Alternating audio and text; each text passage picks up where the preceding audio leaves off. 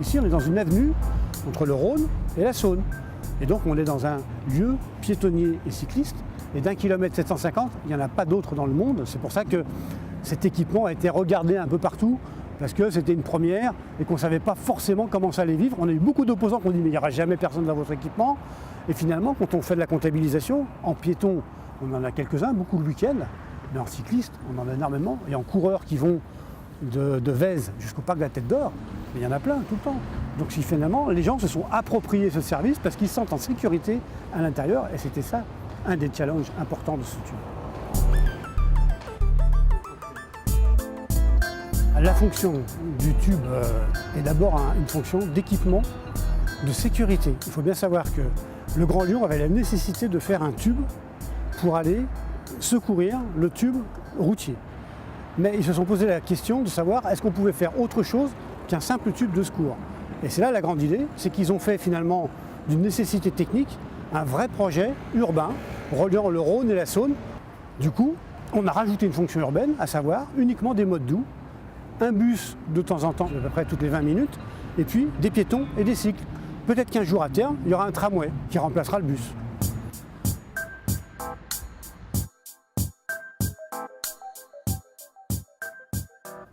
On voit bien que le tube il fait 1,750 km.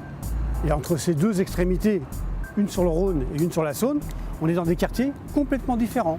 Si on parle rapidement de la Tête Rhône, on est dans un site urbain construit. On a le quai La Sagne, les îlots Soufflot du XVIIIe siècle qui ont été massacrés quand le tunnel routier est arrivé. On a voulu recréer ce lien urbain en recréant une tête rigoureuse, très dessinée, simple, sobre. Alors que côté Saône, on est dans un environnement complètement différent. D'abord la Saône, c'est le fleuve féminin, sinusoïdal, alors que le Rhône était rigoureux. Et puis, on est dans une balme, donc on est dans du paysage. Et en fait, les anciens qui avaient créé le tunnel avaient déjà anticipé. Et donc, la tête de tunnel était déjà un peu courbe. Qu'est-ce qu'on a fait? On a simplement prolongé cette courbe pour faire une grande ellipse par laquelle on a fait sortir les deux tubes.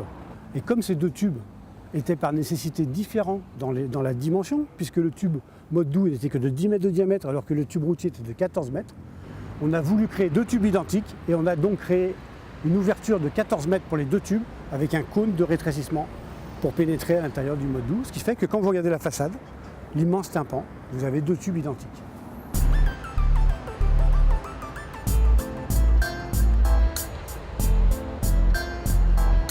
Le matériau, c'est un matériau noble et pérenne qui est la pierre. Par contre, on a deux pierres complètement différentes. Côté Rhône, on a pris la pierre de Villebois, qui est la pierre qu'on retrouve partout sur les quais du Rhône, qui ont été faits au XVIIIe siècle. L'Hôtel Dieu, les quais du Rhône. Et donc, c'est une pierre grise, très pure, qu'on a fait en très grande surface, avec des très gros blocs. Alors que côté Saône, on est plutôt parti avec des moellons d'une carrière qui est côté Saône, la pierre de Cordon, qui est beaucoup plus douce, qui a une couleur beaucoup plus chaude, et qui correspond d'ailleurs aux couleurs des éléments de la Saône. Et du coup, on a des moellons qui permettent de prendre une courbe assez simplement.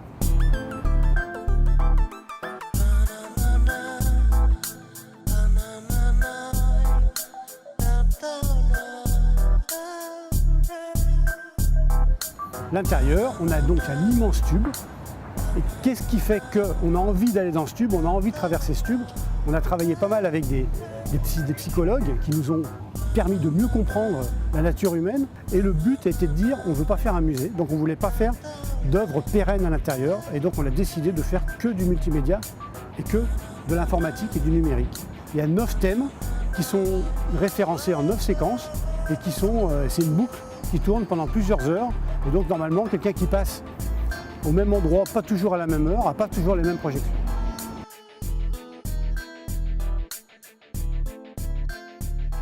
Le reste, pour ne pas avoir un tube sombre, on a peint l'intérieur en béton d'une couleur claire qui est un gris lumière. Donc c'est pas un blanc, c'est un gris lumière pour que justement la lumière soit relativement douce. Et donc c'est cette animation-là et les éclairages d'accompagnement des piétons et des cycles qui fait que finalement ce tube est assez intime tout en étant animé par les lumières des projections.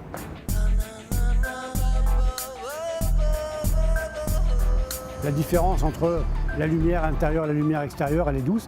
Et puis facilement, on a traité les 50 premiers mètres d'une façon différente de l'intérieur même du tunnel.